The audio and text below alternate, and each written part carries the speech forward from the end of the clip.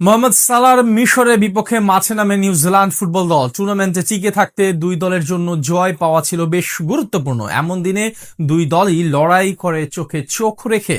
ম্যাচের শুরু থেকে ছিল টান টান উত্তেজনা, কেউ কাউকে ছেড়ে কথা বলেনি। সেখান থেকে হাড্ডাহাড্ডি লড়াই শেষে কেমন হলো ম্যাচের ফলাফল, সেটাই জানবো রিপোর্ট।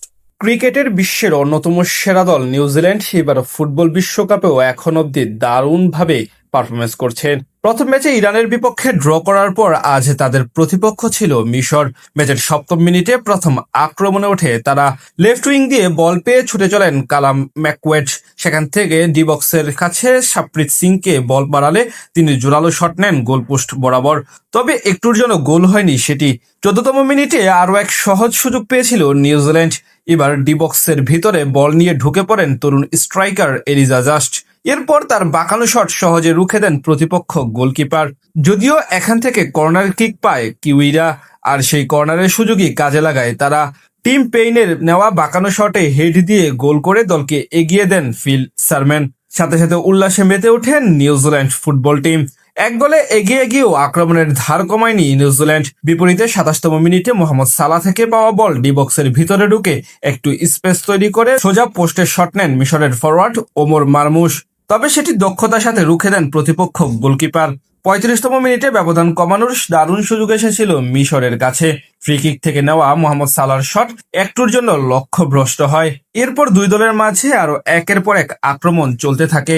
প্রথমার্ধের অতিরিক্ত সময়ে আরো এক সুযোগ পায় তারা। এবার ডান প্রান্ত থেকে সতীর্থের ক্রস একটুর জন্য গোলপোস্টে ঢুকাতে পারেননি উইঙ্গার ইমাম আশুর। ফলে শেষ অবধি এক গোলে এগিয়ে থেকেই বিরতিতে যায় নিউজিল্যান্ড। হাফ টাইমের পরে অবশ্য পাল্টে যায় মিশরের চিত্র।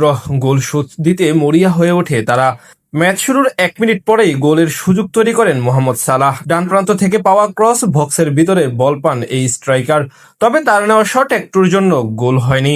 52তম মিনিটে ব্যবধান দ্বিগুণ করতে পারত নিউজিল্যান্ড। সেখানে মার্কো স্ট্যামনিকের নেওয়া সেট পিস থেকে হেড দিয়ে একটুর জন্য গোল দিতে পারেননি কালাম ম্যাকওয়েড। এদিকে 59 মিনিটে মোস্তাফা জিকুর দুর্দান্ত গোলে সমতায় ফিরে মিশর ফুটবল দল। ডান প্রান্ত থেকে মোহাম্মদ হানির ক্রসে লাফিয়ে হেড দিয়ে গোল করে দলকে ম্যাচে ফেরান এই তারকা। এক গোল দিয়ে আরো বেশি আগ্রাসী হয়ে ওঠে তারা। মিশরের ব্যবধান দ্বিগুণ করেন মোহাম্মদ সালাহ। 68তম মিনিটে ডি বক্সের ভেতর থেকে দারুণ শটে গোলের শীটে নাম তোলেন এই তারকা ফুটবলার। ধীরে ধীরে ম্যাচ থেকে ছিটকে যেতে থাকে নিউজিল্যান্ড ফুটবল দল। 82তম মিনিটে ব্যবধান 3 গুণ করে মিশর। এবার স্কোরশিটে নাম তোলেন মাহমুদ ট্রিজগিট। শেষ অবধি দুই দলের মাঝে আরো একাধিক পাল্টা আক্রমণ চললেও কেউ গোল দিতে পারেনি। ফলে 3-1 গোলের জয় নিয়ে শেষ পর্যন্ত মাঠ ছাড়ে মিশর ফুটবল দল।